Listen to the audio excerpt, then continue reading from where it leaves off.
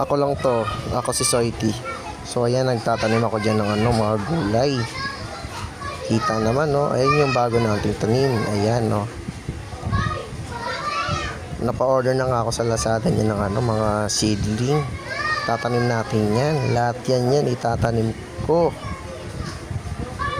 May buto pa ng kangkong dyan, sili and bell pepper. Then yung siling labuyo, pechay and mustasa. Lahat yan healthy. Then may cucumber din dyan. Isa-isain natin yan pagtatanim natin. DIY ko lang yung mga gagamitin.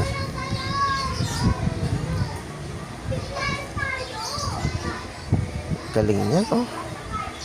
Ayan naman yung siling labuyo. Demonyo pala tawag doon. Ayan yung gagamitin natin, tubig, pati yung lupa. Then yung di ginagamit na container jug. Hinati yan sa gitna, ilalagay natin yung lupa dyan. Yung dalawa dyan gagamitin natin. Pag may sumobra dyan, lilipat natin sa kabila. Sa ibang lalagyan. Tatanim-tanim tayo. Lipat natin. Dapat mapuno rin yan. Lagi ko napapanood to sa reels yung mga nagtatanim. Kaya napa-order din ako ng mga seedling. Then yung lupa dyan, in-order ko din yan sa Lazada. 65, 10 kilos. Mga dalawang dalawang bag, bali 20 kilos, 130. Ang hirap na makahanap ng lupa dito. Ayan. Dapat mapuno yan. Kabilaan para pantay lang din.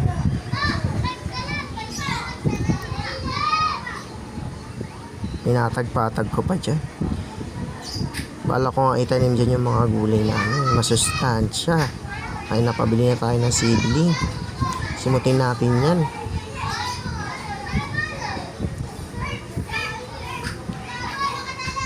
Ayan, oh. Sinaid na natin yan para walang sayang. Pati pala lupa na bibili sa online. Yung paraan ko ng pagtatanim ay napanood ko lang sa YouTube. Thanks sa YouTube. Ayan na yung mga seedling natin. Andyan na yung pechay, mustasa. Then yung kangkong. Diyan natin lalagay sa kabila. Then sa kabila naman container na yung mga sili, labuyo, panigang, then yung bell pepper. Para tabi-tabi sila. Parang pamilya sila ng ng mga sili. Yan. Tatanim ko lang yan. Paraan ko lang yan guys, ha. May mga sarili-sarili tayong paraan ng pagtatanim. Sa mga napanood ko sa YouTube, iyan daw yung 1 cm. Dito, lalagyan ulit ang lupa. Then babasahin yan para 1 to 2 days ma-germinate siya. Then tumubo na. Napakabisa talaga nito. Sunod natin yung pechay. Yung pechay, di ko na inisa-isa yan kasi sobrang liit na mga buto niyan. Ayan, tabunan lang natin ng yan, lupa. Sunod na sa kabila yung mustasa. Mustasa yung tatanim natin sa kabila. Ayan, oh. 3 layer yan. Pag tumubo yan, ang ganda ng pagkaano yan. Tingin pa lang.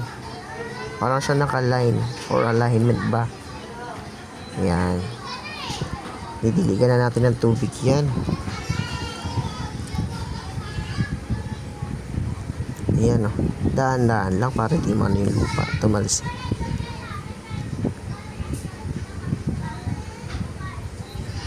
Ayan, pagkabuhos ko dyan, yung kabila naman yung lalagyan natin ng tanim. Ayan. Siling panigang yan. Ayan, binuhos ko na yan dyan. Then isa-isayin ko na lang.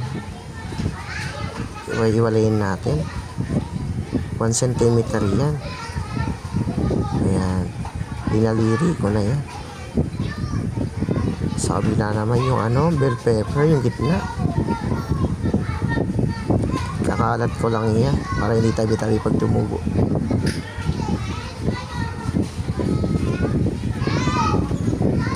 Ayan, babalayin natin. Lilit kasi ng buto niyan, kaya nahirapan ako dyan.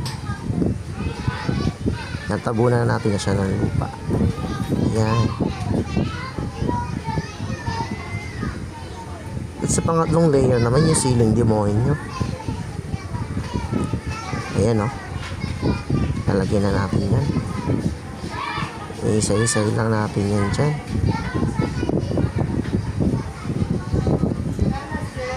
Yan, nilagyan ko pa nga.